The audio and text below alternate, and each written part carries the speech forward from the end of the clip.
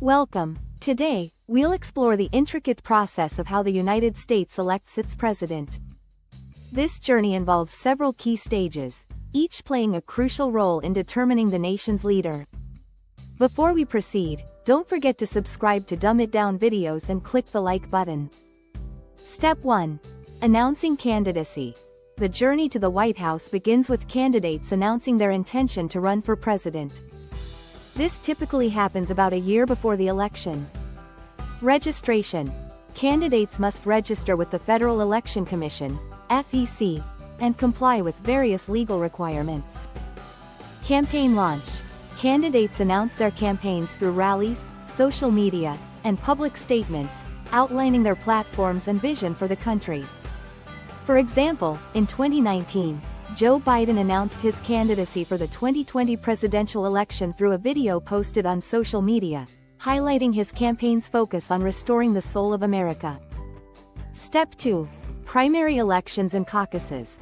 The first major step in the election process is the primary elections and caucuses, held in each state and territory to select delegates who will support a candidate at the national party conventions. Primaries. These can be open, closed, or semi-closed.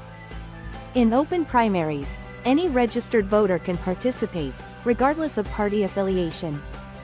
Closed primaries are restricted to registered party members, while semi-closed primaries allow unaffiliated voters to choose which party's primary to vote in. Caucuses. These are more interactive and involve discussions and debates among party members before voting. They are typically held in community centers, schools, or private homes. Delegate allocation. Delegates are awarded to candidates based on their performance in the primaries and caucuses. The number of delegates each state has is determined by the party's rules and the state's population. For example, in the 2020 Iowa Democratic Caucus, participants gathered in local precincts to discuss and vote for their preferred candidate. The results were used to allocate delegates to the Democratic National Convention. Step 3. National conventions. After the primaries and caucuses, each party holds a national convention. Delegates from across the country gather to officially nominate their party's candidates for president and vice president. Delegate selection. Delegates are chosen based on the results of the primaries and caucuses. They are often party activists, local leaders, or elected officials. Convention activities. Besides the nomination, conventions feature speeches from party leaders, policy discussions, and the adoption of the party platform, which outlines the party's policies and goals. Superdelegates. In the Democratic Party, superdelegates are party leaders and elected officials who can support any candidate, regardless of primary or caucus results. For example, at the 2020 Democratic National Convention, Joe Biden was officially nominated as the Democratic candidate for president, and Kamala Harris was nominated as the vice presidential candidate. Step 4. General election campaign. With the nominees selected, the general election campaign begins. Candidates travel across the country, presenting their platforms, participating in debates, and engaging with voters. Campaign strategies. Candidates focus on swing states, which can vote either way and are crucial for securing electoral votes. They use various methods, including rallies, advertisements, social media, and town hall meetings. Debates.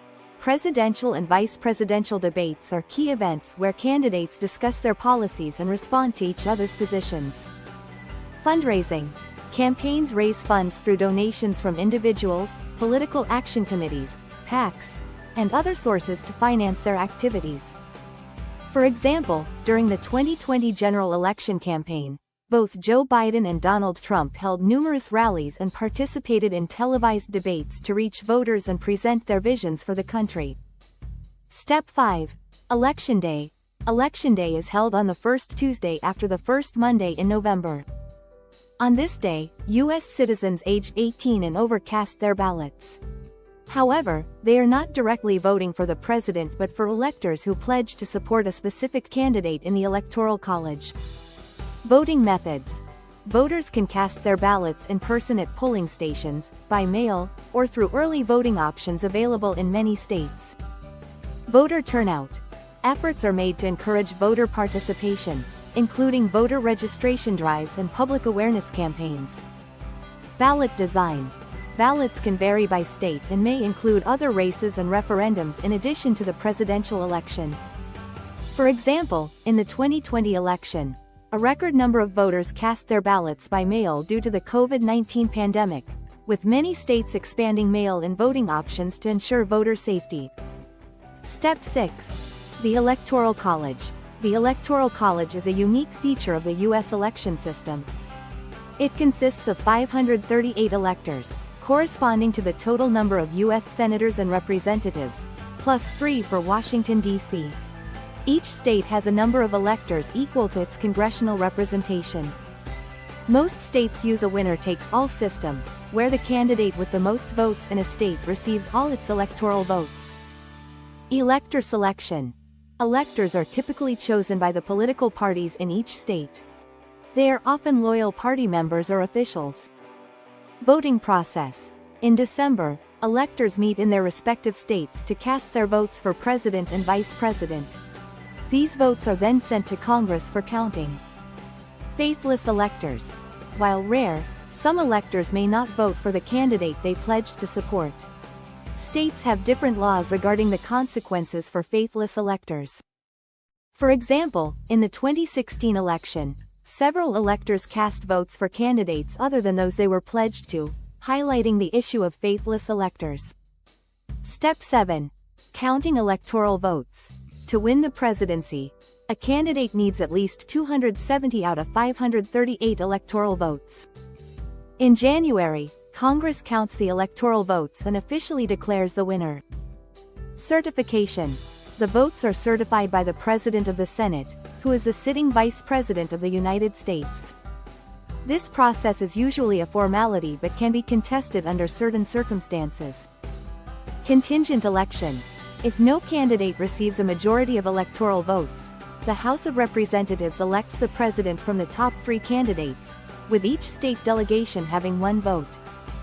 The Senate elects the vice president from the top 2 candidates. Objections. Members of Congress can object to the electoral votes from any state, but both the House and Senate member must sign the objection. If an objection is raised, each chamber debates and votes on whether to accept the electoral votes in question. For example, in the 2020 election, the electoral votes were counted on January 6, 2021, amidst objections from some members of Congress, but the results were ultimately certified, confirming Joe Biden's victory. Step 8. Inauguration. The final step is the inauguration, held on January 20 following the election.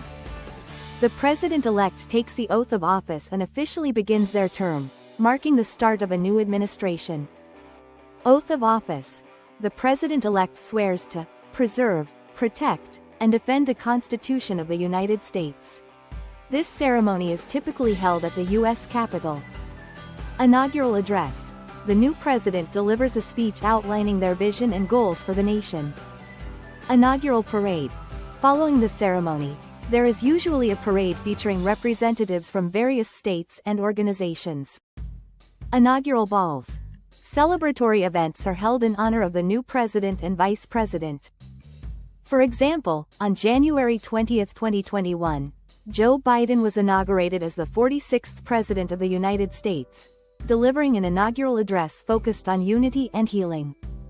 The U.S. presidential election process is designed to balance the influence of both populous and less populous states, ensuring a broad representation across the country. While complex, it reflects the democratic principles upon which the nation was founded.